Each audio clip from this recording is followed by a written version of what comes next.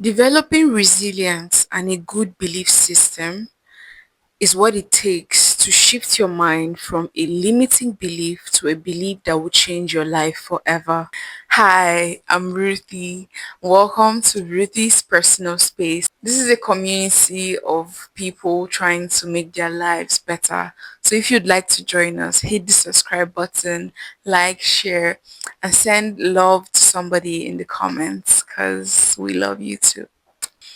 A mindset shift is necessary because our mind is programmed in a particular way, conformed to society, family, friends, and whatever we've been exposed to over the years.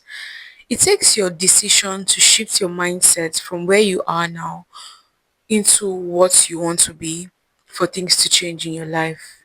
Today, we're going to be talking about shifting your mindset in order to transform your lives. As we've already established, information or lack of information is not the problem, but implementation, on the other hand, that is a problem. So I'm going to be walking you through actionable steps. Please, I will wait. Get your pen, get your book, because you're going to write some things down so that you don't just watch this video and close the app and go back to whatever you were doing before now. If you write it down, even the Bible says, write the vision down, make it plain so that whoever sees it can run with it. In doing that, you don't only make your mind move, you make your body move. And with that action, you're able to actually shift something in your mind. Your mind is the first place that shifts in order for anything new or anything good to happen. Your mind is the first place that consumed those beliefs that are working in your life today. And if they're not the beliefs that you want to be seeing in the next chapter of your life or in 5 years, 2 years, a year, months from now, then your mind also needs to change and be repositioned for the new person that you're planning to be. Abilities and intelligence can be developed. Many people think it's inbuilt. Success seems like it comes naturally to some people, but no, it doesn't. Even though some people have certain unique gifts that have positioned them in certain successes that we envy, success can be learned, skills can be learned. When you put in effort and learning and resilience into any particular thing, you will definitely see results. So don't limit yourself to saying that success is innate because it is actually learnable. There are skills that you can learn to improve your life, and there are ways that you can live your life that will shift your life from where you are now to where you really want to be. Fear and anxiety only comes when you feel like you're not properly equipped, or when you feel like you don't have what it takes. But when you know that you can learn these things, when you know that you can build resilience and build the skills that you need in order to get to where you're going to, it reduces the anxiety, it reduces the fear around success, it reduces the fear around shifting your mind to a new mindset. A growth mindset empowers you to embrace challenges and not be scared of them. Challenges are a natural part of life, and I'm talking to you as well as I'm talking to myself. This is something that I struggle with as well. We are all human beings. We experience challenges in every area of our lives, some more than others, or some different from others. But in one way or the other, we all experience challenges. It is a part of life. Even God did not promise us a swift, smooth sailing, but He promised us that He's going to be there through the storms and everything. So, embracing challenges would even build your resilience instead of creating fear and anxiety around those challenges. The pressure to think that everybody is naturally successful is what creates envy. Nobody is naturally successful. Everybody puts in the work. Some more than others, which is what differentiates everybody's success. But if you put in the work will always show. If you put in the right work in the right places, I promise you, you are able to change your life. I did it. There are certain things that I used to do a while ago, a year or 2 years ago, that I don't do anymore. And in that aspect of my life that I have changed certain things, I have seen different.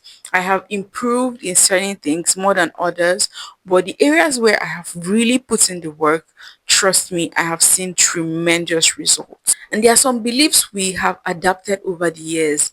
Sometimes these beliefs are adapted unconsciously. Maybe a seed of doubt was planted in your heart when you wanted to do something, or maybe somebody just reduced your talent or your gifts into some mere nothingness. Some limiting beliefs stay with us and just grow with us throughout our life. If you don't consciously identify those beliefs, know what they are. For me, for the longest, I used to think I wasn't beautiful. I used to always think that I had to appear and show up in the world a certain way to belong in a certain crowd, because I thought that was where I belonged. And that's not the case. I can literally do anything that I set my mind to do. And so I had to reprogram my mind and set myself into becoming this new person that I wanted to see, and asking myself how to show up in these new spaces that I want to be at so bad. And I started showing up as that person and reprogramming my mind. And that's how my situations and my everyday life started to change. Things like I'm not smart, I'm not beautiful, I don't belong, I don't have what it takes. Words like that are limiting. Words like that would damage your belief system. Words like that would chip away at your confidence, whether you know it or not. So, staying away from limiting beliefs, or if you're already in them, reprogramming your mind is what will take you from where you are now to where you want to be.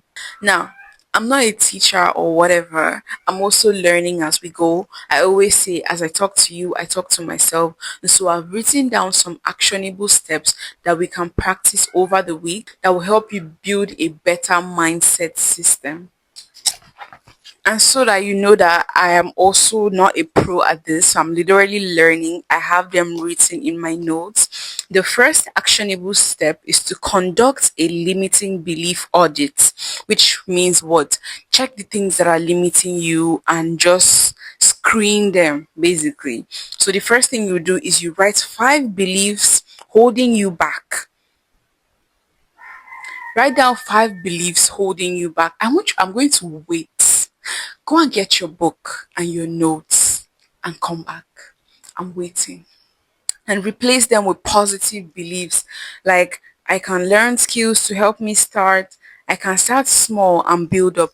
By replacing the limiting beliefs with positive ones, you're able to switch up your mind and thereby change your life. Number 2, actionable step. Practice reframing failure. Write down 3 lessons learned from recent failure. So you see now, we're not just highlighting the failures, we are writing them as lessons. Number 3, adopt daily growth mindset ritual. Mine would be, mine are, you can form yours, but these are mine. Waking up early, reading the Bible, exercise, changing habits, read books. Set a small daily goal. For example, I'll keep my house clean today, or I'll go on a walk later in the evening. Just very simple and realistic goals. Number 4, build resilience. Get a mentor. I always say get somebody that is ahead of you, that has seen life, that can push you through, that that your beliefs resonate with them, not just anybody. Practice mindfulness. Go to church. Take walks and pour love into yourself.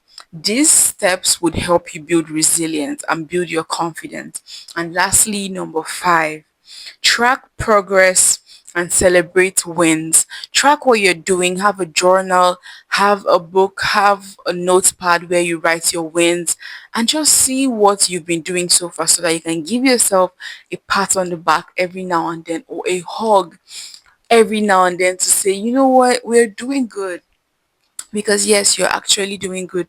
That's if you put these steps into practice. You have to learn to be resilient. Like, you can't let life taunt you however the wind blows.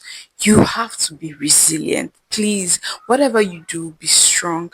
Be strong, be courageous, have faith. And in doing that, you need to cultivate self-confidence. How do you cultivate self-confidence? You need to trust yourself. You need to trust that you know what you're doing. You need to trust that you will not lead yourself astray. And how does that happen? You build it. Like I said, it's not built overnight. Small wins can help. Building good habits and good skills and just putting your life in a good place would help with your self-confidence a lot. Positive affirmations as well. Speak life into yourself, speak good things into yourself, and challenge negative thoughts. Like, don't let it settle, don't let it build a nest on your head. As soon as the thought comes, rebuke it. And that's how you're going to build self confidence.